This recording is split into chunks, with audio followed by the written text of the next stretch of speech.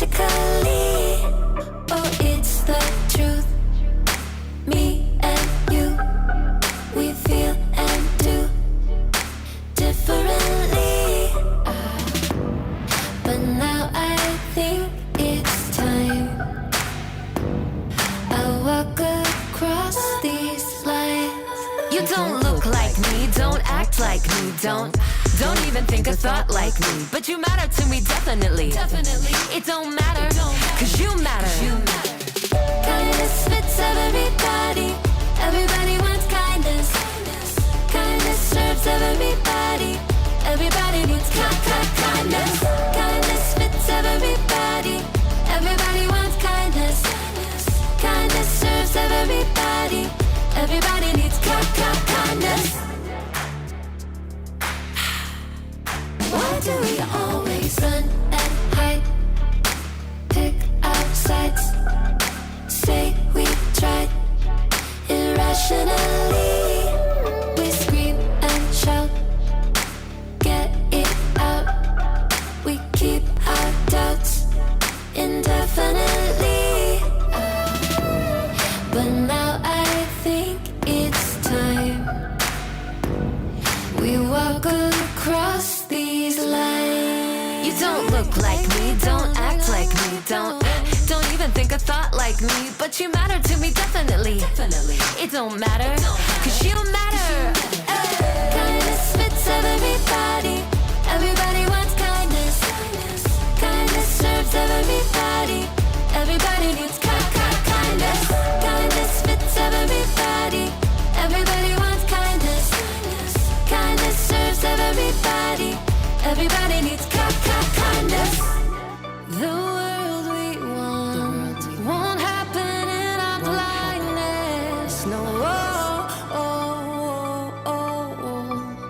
I'll do my part and meet you here with kindness. 2, 3, 4. You don't look like me, don't act like me, don't even think a thought like me. But you matter to me, definitely. It don't matter, cause you matter. Kindness fits everybody. Everybody wants kindness. Kindness serves everybody. Everybody needs kindness. Kindness fits everybody. Everybody wants kindness. Kindness serves everybody. Everybody needs kindness.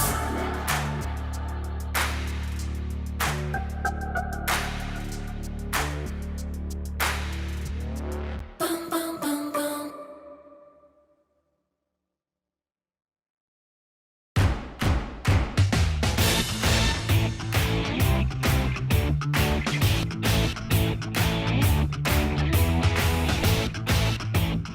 What's up, people? I am Haley, and I hope you came to cheer today because I am and always have been a super fan! I'm telling you, the town I grew up in, we all rooted for the home team. We ate, drank, and slept orange. And whether we were there in the stands or watching from home, we cheered our hearts and our lungs out for our team. That's what's called kindness. Kindness is showing others they are valuable by how you treat them. And if you're wearing orange like me, you can expect some first-class treatment. But if you're wearing blue, then that means you're a fan of that other team. Our rivals. I can tell you what they're like. They're mean. They're cheaters. They eat broccoli.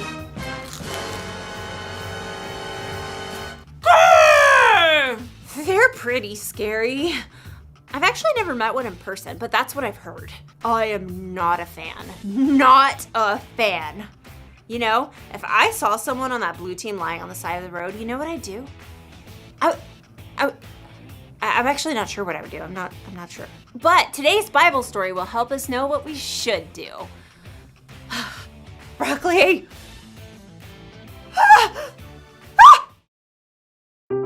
The Bible. It's 66 books of history, stories, letters, and poetry that fit together to form God's one big story. The epic adventure of how He created us and loves us so much that He made a way to rescue us. As we travel through the Bible, from Genesis to Revelation, we discover people who met God and found their lives changed forever. Now, for an amazing story, inspired by the book of Luke, chapter 10, verses 25 through 37. Everywhere Jesus went, crowds of people followed. His popularity made the religious leaders kind of nervous, how he turned their expectations upside down. What is he up to anyway? So they began to look for ways to trip him up. One day, a law expert saw his chance to test Jesus. Teacher, what must I do to inherit eternal life? Jesus turned the question right back on the law expert. What is written in the law? How do you read it? Love the Lord your God with all your heart and with all your soul and with all your strength and with all your mind. And love your neighbor as yourself. You have answered correctly.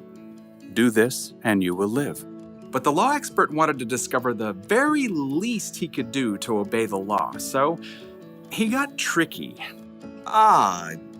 Yes, but really, who is my neighbor?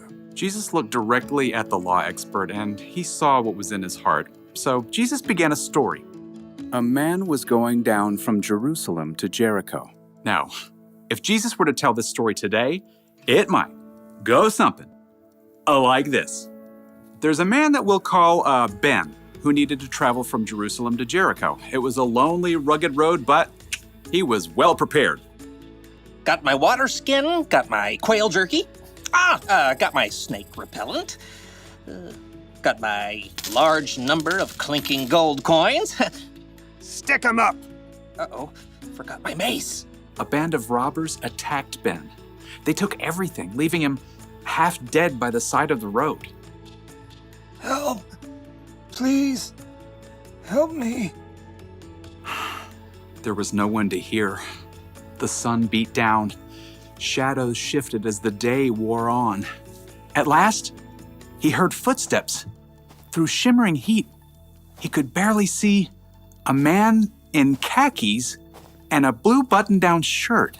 In the beginning, let me Google the Greek word for beginning. That'll make me sound more intelligent. The man was a preacher working on his Sunday sermon. Help me. The preacher spotted Ben lying there in the dust, but he immediately looked down at his phone, pretending not to see. Instead, he crossed to the other side of the street, putting as much space between him and Ben as possible. Please. But the preacher was gone. Ben's throat was dry now. He could barely swallow. Finally, he saw someone else. I've got peace like a river, I've got peace like a river, I've got peace like a river in my soul.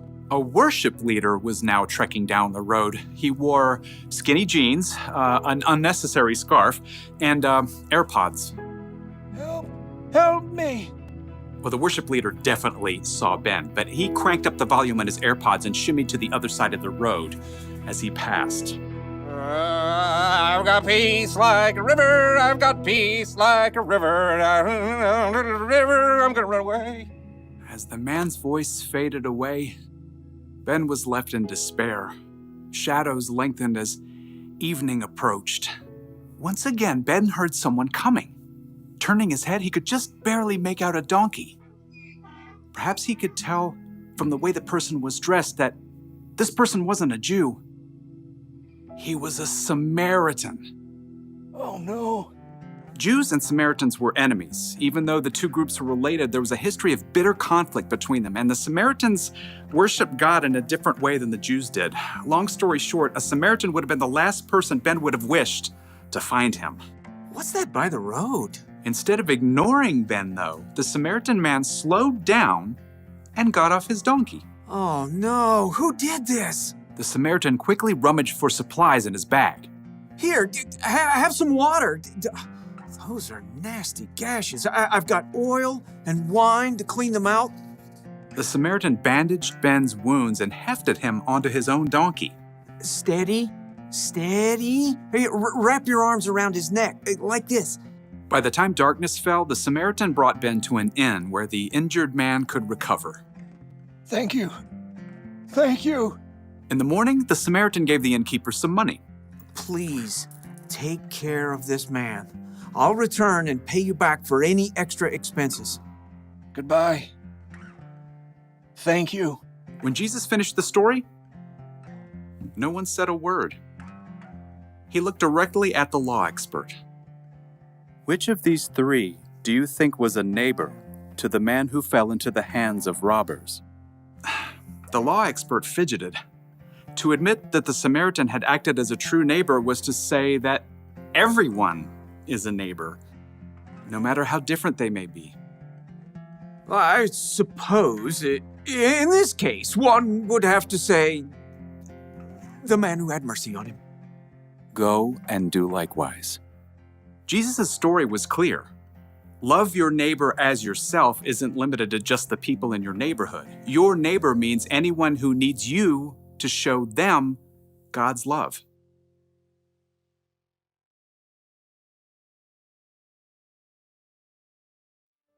So Jesus said to love your neighbor as you love yourself. And who is your neighbor? Well, it's the person who lives next door to you, or in your apartment building, or in your neighborhood, or the town you grew up in, or your country, or your planet. In short, your neighbor is everyone. That includes people who look different from you, people who believe different from you, people who have more money than you or less money than you, everyone. Jesus said we should go and be kind to all of those people. It kind of makes me think of the fans of that blue team. If I'm supposed to be kind to everyone, that includes them. But how? How can I be kind to someone who's so different? Maybe I could try putting myself in their shoes. Whoa. Well, that's a start. What else can I do? Maybe I can find out more about the Blue fans so I can see what we have in common. Like, I'll bet they grew up rooting for their team just like I did. I'll bet they cheered their hearts and their lungs out. And I bet they ate, drank, and slept blue too. Maybe we're more alike than we think. Or maybe we're just different. And that's okay. In fact, it's incredible to know that there are billions of people with all kinds of differences all over the world. So here's the one thing for us to remember today. Be kind to people who are different from you.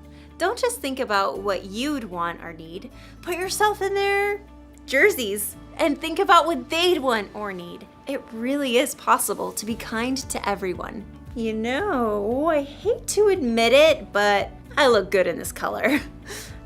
And another thing, broccoli? It's really not that bad.